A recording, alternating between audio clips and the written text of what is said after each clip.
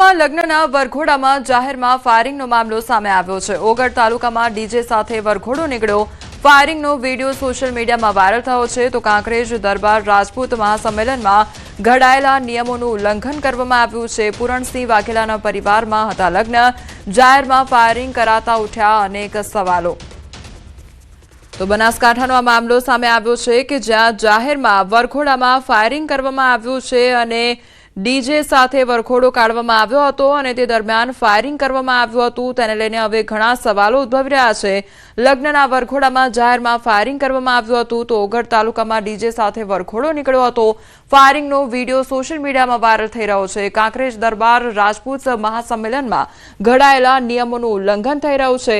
તો પૂરણસિંહ વાઘેલાના પરિવારમાં હતા લગ્ન, જાહેરમાં ફાયરિંગ કરાતા અનેક સવાલો પણ ઉઠ્યા છે।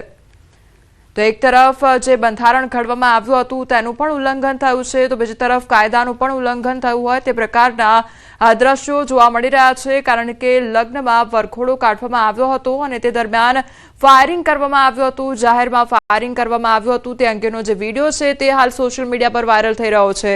તેને લઈને અનેક ચર્ચાઓએ વેગ પકડ્યો છે અને અનેક સવાલો પણ ઉદ્ભવી રહ્યા છે। તો ઓગળ તાલુકામાં ડીજે સાથે વરઘોડો કાઢવામાં આવ્યો હતો।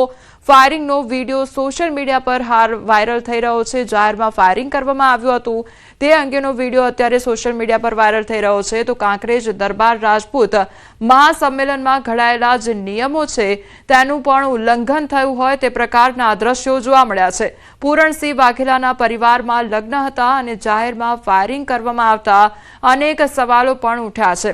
તો હવે કયા પ્રકારની તપાસ કરવામાં આવશે અને કયા પ્રકારે કાર્યવાહી થશે તેને લઈને પણ અનેક સવાલો ઉદ્ભવી રહ્યા છે। તો બીજી તરફ જે રાજપૂત સમાજ દ્વારા જે બંધારણ ઘડવામાં આવ્યું હતું તેને લઈને પણ ઉલ્લંઘન કરવામાં આવ્યું હોય તે પ્રકારના દ્રશ્યો જોવા મળી રહ્યા છે।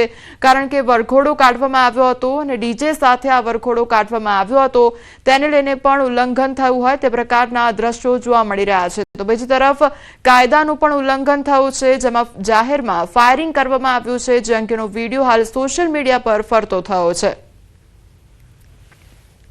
તો ફાયરિંગનો વિડીયો સોશિયલ મીડિયામાં વાયરલ થતા અનેક સવાલો પણ ઉદ્ભવી રહ્યા છે। તો આપણી સાથે રાજપૂત સમાજના આગેવાન રાજભા વાઘેલા જોડાઈ ગયા છે। રાજભા વાઘેલા, સૌથી પહેલા તો આપનું ન્યૂઝ 18 ગુજરાતીમાં સ્વાગત છે। હવે જે બંધારણ રાજપૂત સમાજ દ્વારા કરવામાં આવ્યું છે તેનું અહીંયા ઉલ્લંઘન જોવા મળી રહ્યું છે, જાહેરમાં ફાયરિંગ થઈ રહ્યું છે।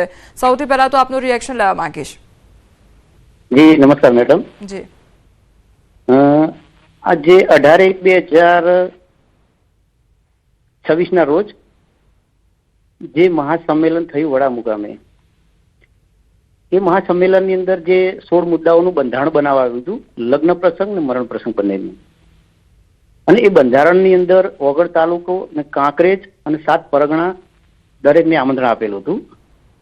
ત્યારે આ બલગામના પૂરણસિંહ જાલમસિંહ વાઘેલા પણ હાજર હતા બંધારણની અંદર અને એમને પણ ઓગળજીની સાક્ષીએ આ બંધારણને સમર્થન કરેલું અને બંધારણની અંદર એમને પણ પ્રતિજ્ઞા લીધેલી કે હું સમાજના બંધારણમાં બંધાયેલો છું અને સમાજની સાથે છું।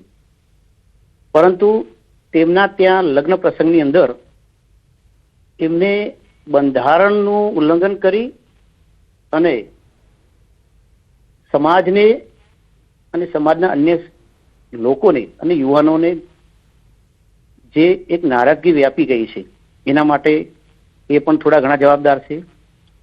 અને એના માટે મેં આવતીકાલે સવારે મિટિંગ બોલાવેલી છે અને મિટિંગની અંદર જે સામાજિક રાજકીય આગેવાનો વડીલો પણ હાજર રહેશે, વિવિધ સંગઠનો, અને જે સર્વસંમતિથી જે નિર્ણય લેવાશે એમના માટે પણ એ સર્વમાન્ય ગણાશે। જી રાજભાઈ, એટલે બંધારણ ઘડવામાં આવ્યું, બેઠક પણ કરવામાં આવશે, પરંતુ એ બેઠકમાં કેવા નિર્ણયો લેવામાં આવી શકે છે? શું નિયમોમાં ફેરફાર કરવામાં આવી શકે છે કે પછી આમાં દંડ ફટકારવામાં આવી શકે છે?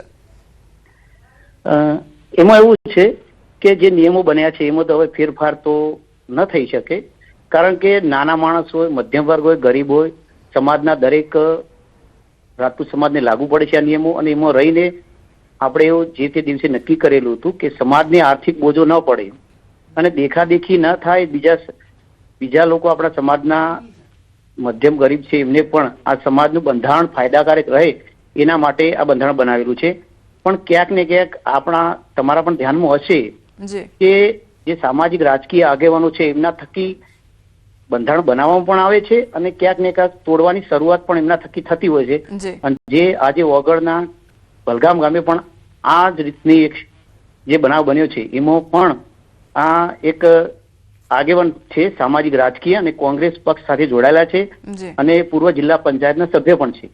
જી જી રાજભા, આપ અમારી સાથે જોડાયા તે બદલ આપનો આભાર. જી.